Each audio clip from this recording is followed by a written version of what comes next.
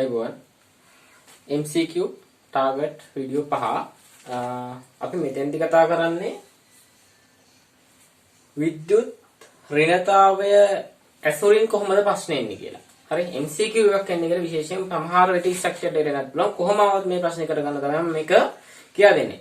විද්‍යුත් ඍණතාවය සාමාන්‍යයෙන් කොහොමද ආවර්තයක් වෙනස් වෙන්නේ කියන එක එහෙම ඔයාලා දන්නවා. විශේෂයෙන් මතක තියාගන්න මෙතෙන්දි මම අර මේ තියරි කියන්නේ යන ගොඩාක්ම අඩුයි. වැදගත්ම එකක් වුණොත් විතරයි කියන්නේ තියරි කියන්නේ නැහැ. MCQ ප්‍රශ්නය කරගන්න අවශ්‍ය වෙන දැනුම කෙටියෙන් දෙන එක විතරයි කරන්නේ. හරි.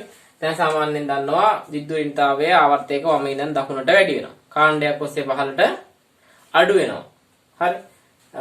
ඒ කාරණා දන්නවනේ ඒවා වෙන්නේ කොහොමද කියලා මම කලින් වීඩියෝස් වල කියලා ඇති තර්ක කරලා. හරි. එතකොට විද්‍යුත් ධනතාවය කියන කාරණේත් මම චුට්ටක් කියන්නම්. විද්‍යුත් ධනතාවය කියන කාරණේ හොඳට මතක තියාගන්න. විද්‍යුත් ඍණතාවයට ප්‍රතිලෝමව සමානුපාතිකයි. හරි. සමහරවිට මේ විද්‍යුත් ඍණතාවය වෙනකොට විද්‍යුත් ධනතාවය කියන දාලා වචනේ දාලා කියන්න පුළුවන්. විද්‍යුත් ඍණතාවයේ ආවර්තයක වමේ ඉඳන් දකුණට වැඩි වුණාට විද්‍යුත් ඍණතාවය විද්‍යුත් ධනතාවය අඩු වෙනවා. හරි. කාණ්ඩේ පහළට විද්‍යුත් ඍණතාවය අඩු වුණාට විද්‍යුත් ධනතාවය වැඩි වෙනවා. ඒ වගේ කාරණාත් එක්කත් ප්‍රශ්න පටලවන්න ඉඩ තියෙනවා. හරි. මේකෙදි සාමාන්‍යයෙන් එතකොට අපිට පරමාණු ටිකක් දීලා මේක විද්‍යුත් ඍණතාවය හුවොත් අපිට පැටලෙන්නේ නැහැ. හරිද? එතකොට මේක අර කිව් විදිහට පුළුවන්.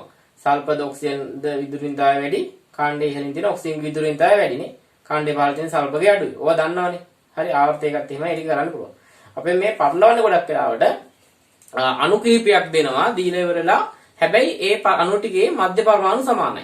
එක්ක මධ්‍ය පරමාණු සියල්ල නයිට්‍රජන් සියල්ල කාබන් මේ වගේ. ඒතකොට අන්න ඒ වගේ අවස්ථාවකදී කොයිකද විද්‍යුත් ඍණතාවය වැඩි කියන හොයන්න අපිට හම්බ වෙනවා. ඒ වගේ අවස්ථාවක මතක තියාගන්න මේ බෝඩ් එකේ වල පේනවා දැන් හරි. සලකන කාරණා හතරක් තියෙනවා. හතරෙන් අංක එක තමයි මුහුම්කරණය. හරි. මුහුම්කරණය තමයි මුලින්ම සලකන්නේ. එතකොට මේ පේනවා මුහුම්කරණය SP SP2 SP3 SP3D මේක නම් අපේ සිලබස් එකේ නැහැ. නමුත් මම නිකන් ලිව්වේ මුහුම් කරන තවත් මේ වගේ ඒවාක් තියෙන්න පුළුවන්. හරි. අපි මේ තුනට දැනගත්තාන් ඇති.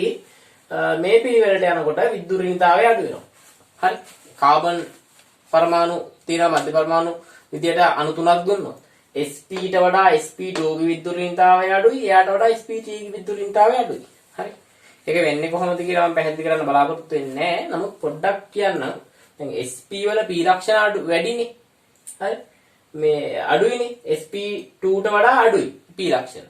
හරි S ලක්ෂණ තමයි වැඩි. ඒ කියන්නේ මෙයාට වඩා මෙයා දිගයි මෙයාට වඩා මෙයා කොටයිනේ. හරි.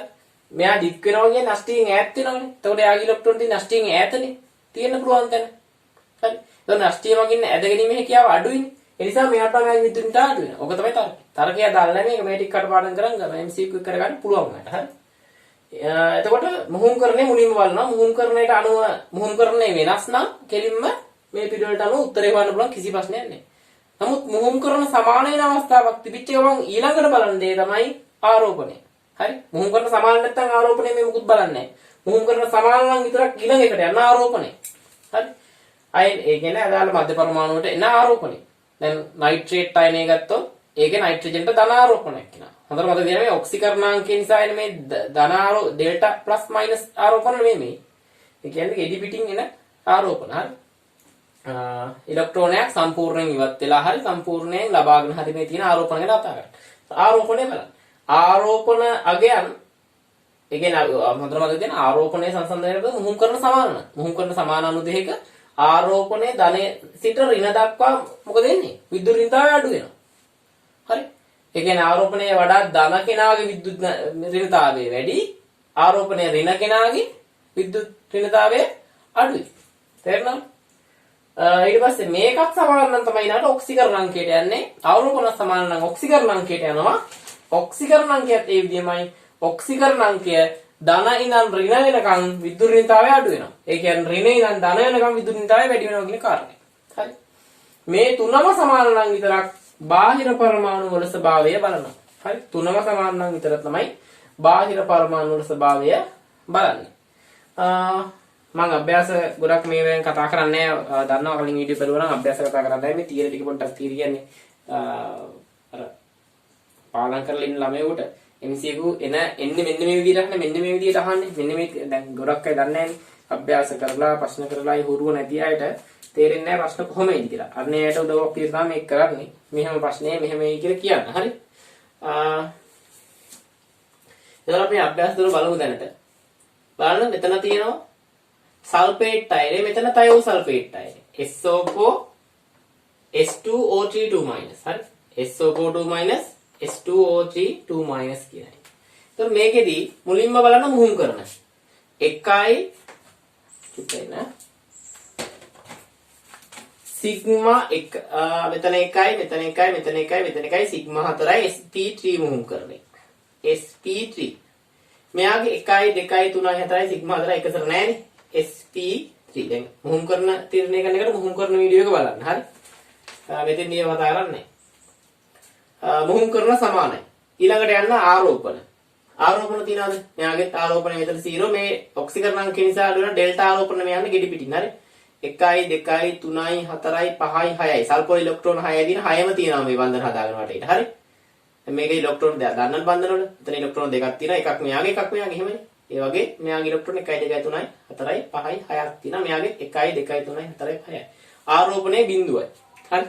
ආරෝපණය ගැන කතා කරොත් ආරෝපණය මෙයාගේ බිඳුවයි මෙයාගේ බිඳුවයි. හරි. ඊළඟට බලන්න තියෙන්නේ එහෙනම් ඒක සමාන ඔක්සිකරණ අංකය. ඔක්සිකරණ අංකය බලන්න. මෙයාගේ ඔක්සිකරණ අංකය කීයද? මෙයාගේ ඔක්සිකරණ අංකය ධන 6යි. ධන 6යි. මෙයාගේ ඔක්සිකරණ අංකය. ඒ ධන 6 කියන්නේ මෙයාගේ ඉලෙක්ට්‍රෝනයක් අදිනවා 2යි 3යි 4යි 5යි 6ක්ම අදිනවා. මෙයාගේ ඔක්සිකරණ අංකය මෙතනින් එකක් අදිනවා 1යි මෙතනින් දෙකක් දෙකෙන් අදින නිසා 2යි මේකයි 3යි මේකයි 4යි සල්ෆර් සල්ෆර් විදුලින් තාසන සමාන නිසා අපි ඉලෙක්ට්‍රෝන මේ සල්ෆර් වලින් අදිනවා කියලා සලකන්නේ නැහැ. හරි. එතකොට මෙයාගේ ඔක්සිකරණ අංකය ඉන්නේ ධන 4යි. ධන 4යි. ඒතර ඔක්සිකරණ අංකය වැඩි ධන ගතිය වැඩි කෙනාගේ විදුලින්තාවය වැඩි. ඒ අනුව විදුලින්තාවය වැඩි වෙන්නේ මෙයාගේ අඩු වෙන්නේ මෙයාගේ. මම කියලා තියෙනවා ඔක්සිකරණ අංකයේ ධන තිර ඍණ දක්වා විදුලින්තාවය අඩු වෙනවා. ධන තිර ඍණ දක්වා කියන ධන ගතිය අඩු වෙනවා කියන එකට. ධන ගතිය අඩු වුණු විදුලින්තාවය අඩු වෙනවා කියන මෙයාට මෙයාගේ අඩුයි මෙයාට මෙයාගේ වැඩි. හරි. දැන් විදුලින්තාවය මෙන්න මේ විදිහට තමයි වෙනස් වෙන්නේ. හරි. අපි නම් බලමු ඊළඟ එක Q2 කියන උදාහරණය බලන්න. ඒකෙදි PCl3 අණුව සහ PF3 අණුව තියෙනවා. හරි. මෙයාගේ බලන්න මුහුම් කරන්නේ මොකක්ද කියලා. එකසර 1යි සිග්මා 3යි මුහුම් කරන එක 4යි sp3 මුහුම් කරන්නේ තියෙන. මෙයාගේ 1 2 3යි එකසර 1යි 4යි sp3 මුහුම් කරන්නේ තියෙන මුහුම් කරන්නේ සමානයි. ඊළඟට බලන්න ආරෝපණය. ආරෝපණය බලමු අපි. මෙයාගේ ඉලෙක්ට්‍රෝන 5ක් තියෙනවනේ ફોස්ෆරස් 15 වන කාණ්ඩය නිසා සංයුක්තයට පාවිච්චි ඉලෙක්ට්‍රෝන 5යි. මෙතන 1යි 2යි බන්ධන හැදෙන දෙකක් තියෙනවා. බන්ධන හදලා 1යි 2යි 3ක් තියෙනවා. සේරම 5 සම්පූර්ණයි. අඩු වෙලත් නැහැ වැඩි වෙලත් නැහැ. ආරෝපණයේ බිඳුවයි. මෙයාගේ ආරෝපණයේ බිඳුවයි බලන්න 1යි 2යි 3යි 4යි 5යි. ඒතර ආරෝපණ සමානයි ළඟ යන ඔක්සිකරණාංක වලට. ඔක්සිකරණාංක ගත්තොත් ඔක්සිකරණාංක ගත්තම මේ ફોස්ෆරස්ට වඩා ක්ලෝරින් විදුලිතය වැඩිනේ. ફોස්ෆරස්ගේ 2.5 එනකොට ක්ලෝරින්ගේ 3යි. හරි.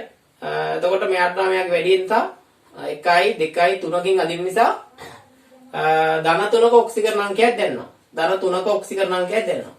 මෙයාගේ ක්ලෝරින් වඩා ෆ්ලෝරින් කොහොමද වෙන්නේ? 1යි 2යි 3කින් වෙන නිසා ධන 3ක ඔක්සිකරණ අංකයක් දැනෙනවා. හරි. ඒක ඔක්සිකරණ අංකත් සමානයි. සාමාන්‍ය දැනුම දෙන කෙනෙකුට මේක මේ වෙනකයි ඉගෙන ගන්න මේ කාරණේ ඉගෙන ගත්තේ නැතත් මේකට උත්තරය කරන්න පුළුවන්. මොකද දැන් බලන්න දැන් ඔක්සිකරණාංක අපි සාමාන්‍යයෙන් ගන්නේ කොහොමද? ඔක්සිකරණාංක ගන්නේ පරමාණුවක් බන්ධන හදනකොට අර්ධ වශයෙන් හරි සම්පූර්ණ වශයෙන් හරි ඉවත් වෙන හෝ පිට කරන ඉලෙක්ට්‍රෝන සංඛ්‍යාවනේ. එතකොට මෙතෙන්දී මේ අර්ධ වශයෙන් ඉලෙක්ට්‍රෝන පිට කරලාද තියෙන්නේ. හරි. හැබැයි අර්ධ වශයෙන් පිට කිරීම වැඩි ෆ්ලෝරින්ගේ. මොකද මේ PF3 ගේ ඒ ෆ්ලෝරින් වලින් අදිනවා වැඩිනේ. හරි. අදිනවා වෙනකොට ફોස්ෆරස් ඉලෙක්ට්‍රෝන හිඟ වෙනවා වැඩි. දැන් ඔක්සිකරණාංකයේ එන්නේ ධන 3 තමයි. හරි. අර්ධ ඉලෙක්ට්‍රෝනයක් ඉවත් වුණා සම්පූර්ණයෙන් ඉවත් වුණා ඔක්සිකරණාංකයේ ධන 1යි. හරි. එතකොට ඒ අනුව මෙතන ඔක්සිකරණාංක සමානයිනේ. ඊළඟට තමයි අපි මේ බාහිර පරමාණු තපන්නේ. බාහිර පරමාණු ගත්තා මෙතන ක්ලෝරින් තියෙනවා මෙතන ෆ්ලෝරින් තියෙනවා. ක්ලෝරින්ට වඩා ෆ්ලෝරින් ඉලෙක්ට්‍රෝන අදින නිසා මෙතන ફોස්ෆරස් ඉලෙක්ට්‍රෝන අඩු වෙනවට වඩා මෙතන ફોස්ෆරස් ඉලෙක්ට්‍රෝන ගොඩක් අඩු වෙනවා. හරි. අන්න ඉලෙක්ට්‍රෝන ගොඩක් අඩු වෙන නිසා මොකද වෙන්නේ? ඉලෙක්ට්‍රෝන ගොඩක් මෙතන අඩු වෙන නිසා මෙතන ඉලෙක්ට්‍රෝන හිඟයක් ඇති වෙනවා. ඒ කියන්නේ ඉලෙක්ට්‍රෝන වලට කැමැත්තක් ඇති වෙනවා. විද්‍යුත්ින්තාවය වැඩි වෙනවා. හරි.